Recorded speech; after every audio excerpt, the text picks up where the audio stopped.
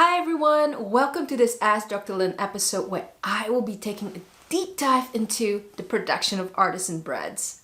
But before that, are you a growing artisan bakery with delivery and invoicing problems because your system can't seem to handle the returns or the waste? Well, I believe SciBake may have a solution for you. SciBake is a software application for managing bakeries. It processes your orders and manages your production, invoicing, deliveries, and actually quite a bit more. And right now, this software is really catching on with craft and artisan bakeries across America.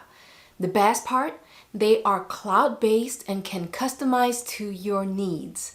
To learn more, check out their website at cybake.com, cybake.com.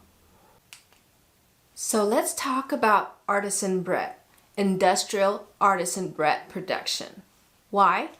Well, while artisan bread is still pretty trendy to bake, I predict this trend scaling up in the next few years to the industrial level due to the perception of artisan bread being a cleaner and healthier bread to consume. But can you run a high output artisan bread line? I think you can, and here are some things to consider. I have covered some major concerns with this paper. It's now available in the Academy, so go download it today to make sure that all the tips I mentioned in this episode are at your fingertips.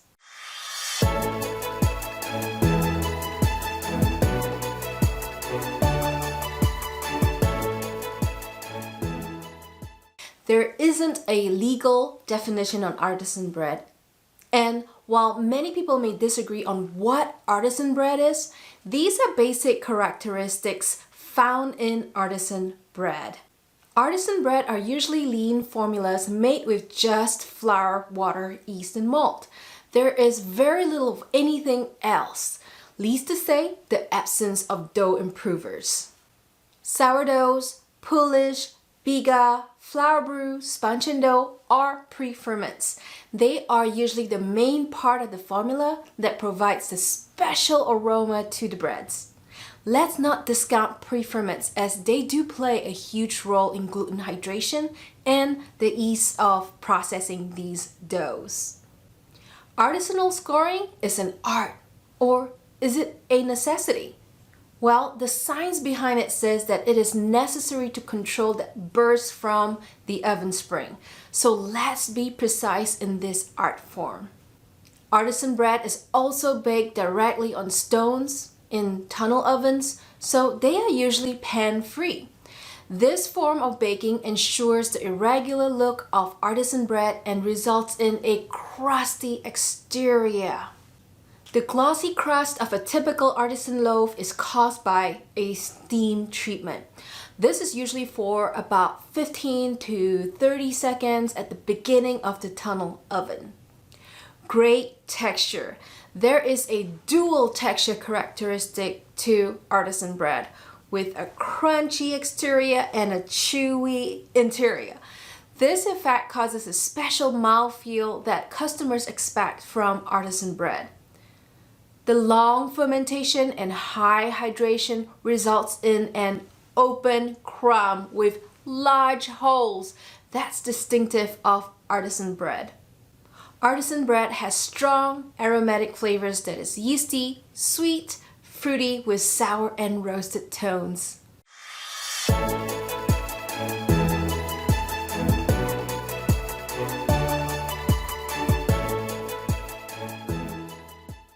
Well, it starts with the flour brew, sponge and dough, Polish or sourdough. This is also for whole grains or bran to soak. You may even start the sprouting process here. At the dough mixing stage, the rest of the flour and minors are mixed with the pre-ferments till the dough is fully developed. After which, a bulk fermentation happens. Sometimes as short as 1 hour, sometimes it's at refrigerated temperatures for overnight. Whatever you decide, this is important for the processing of the dough. The longer the ferment, the easier it is to run on a high-speed line. This is also the stage where the dough gets its flavors. Now, this next step of folding is important in the strength of the dough. This is done sometime in the middle to 2/3 of the way through the bulk fermentation time. Folding actually aligns the proteins and strengthens the dough, reinforcing the network and helping keep the gas bubbles intact. The more folds you give the dough at this stage, the stronger it will be, the better it would process.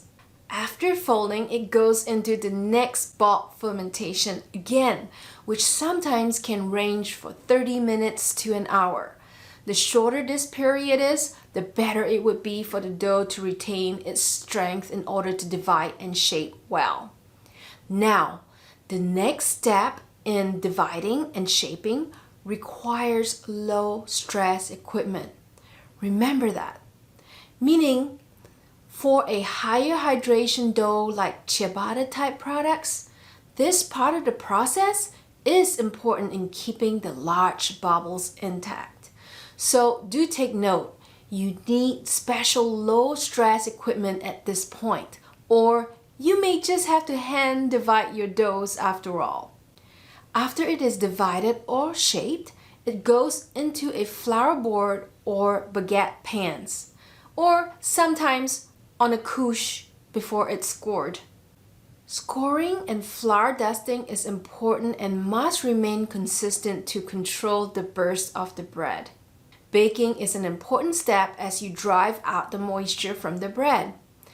It is important to know what's going on in the bread, and therefore, I encourage you to learn more about thermal profiling. You can find more information on our thermal profiling on BAKERpedia.com. Use thermal profiling as a tool to ensure that you are not excessively baking out the moisture from the bread. Cooling. After exiting the oven, artisan bread need to be properly cooled. Internal temperatures must be less than 43 degrees Celsius or 110 degrees Fahrenheit before you can slice or package. Many artisan bakeries let the bread cool on wire racks for hours before the packaging crew turns up. While convenient to work schedules, it is not optimal for the bread to be packed this way. Remember, bread should not cool on wire racks for more than 2 hours. Otherwise, it would dry out the bread and it will stale faster, thus increasing the returns of your bread.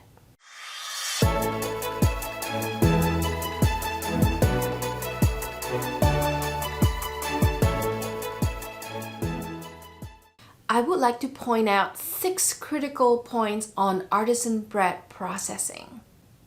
Whether you use a yeast or sourdough pre-ferment, this part is the most important step in producing the characteristic flavor of the bread and also provides it with some dough conditioning, reducing the total mixing time.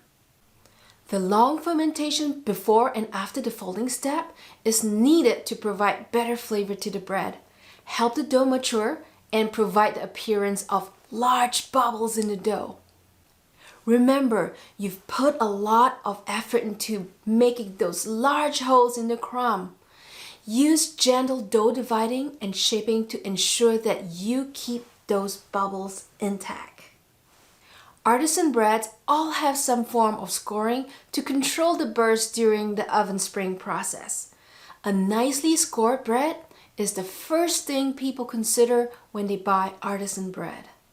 Steam treatment is needed at the first zone or the first 15 to 30 seconds of a batch oven. This ensures enough condensation of vapor to create that glossy and thick crust that is unique to artisan bread. Increase steaming for a thicker crust if you need. During the baking process, make sure you bake out the moisture in these high hydration breads. Use a thermal profiler to ensure that you do not go longer than 20% in the bakeout zone.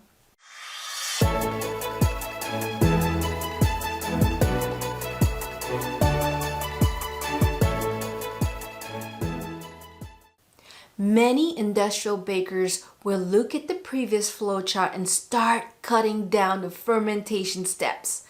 This is where it will start going wrong for you. Because cutting down fermentation would mean adding in more dough conditioners. If you do not understand the meaning of fermentation, which is really more than just gas production, check out my Ask Dr. Lin episode 9 where I deep dive into the benefits of fermentation. Now, fermentation is key to keeping a clean label for artisan bread. The less fermentation you provide your dough, the less mature it is for processing and the more dough conditioners you would have to add to the dough. This is why oxidizers like potassium bromate and ADA were used to chemically mature the dough and strengthen it, lowering the need for extended fermentation times. Want to keep your artisan bread label clean? Well, increase your fermentation time.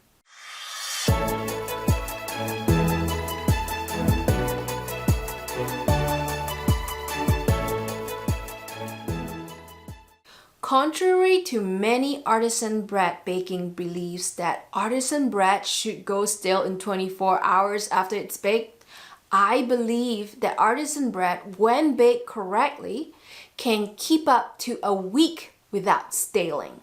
How can you accomplish this? Well, you can add oil to the formula. Maybe use up to 5% of the flour weight.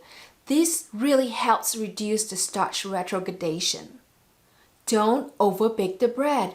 Many bakers have been taught to look at the color of the bread, and while this may be a good practice for small bakeries, it is not sustainable in higher output bakeries due to the possibility of overbaking the bread. Use a thermal profiler like the Scorpion 2 or what I have here, the breadometer, to correct this issue by baking it to about 80% arrival or no less than that. Lastly, you can also look into an enzyme solution to delay the retrogradation of the starch to make the bread softer.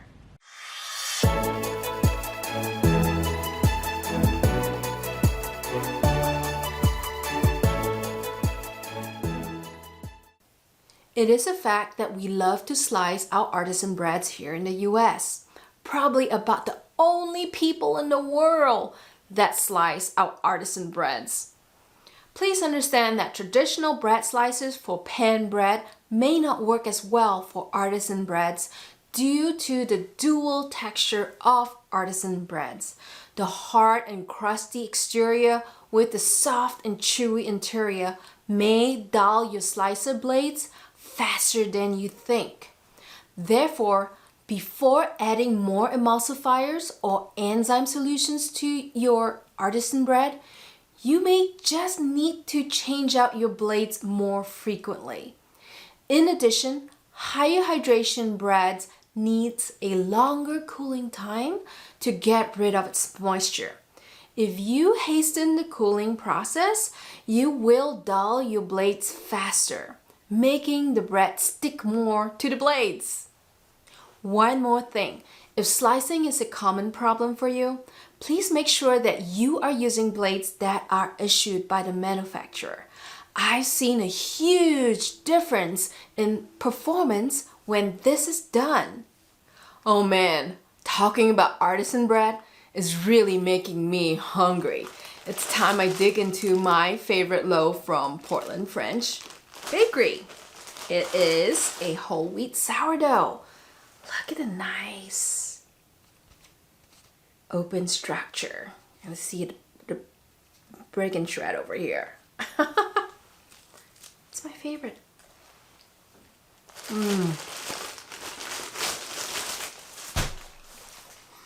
So, I guess this is the end of the episode. But before I go, I would like to thank SciBake for sponsoring this episode. What's SciBake? SciBake is a cloud-based, mobile, and easy-to-use bakery management software. Plus, you can pick and choose your modules and only pay for the parts of the application that you need. To find out more, go check out the SciBake website at cybake.com and book a demo. All right, bakers, that's all for this episode. I'll see you next time.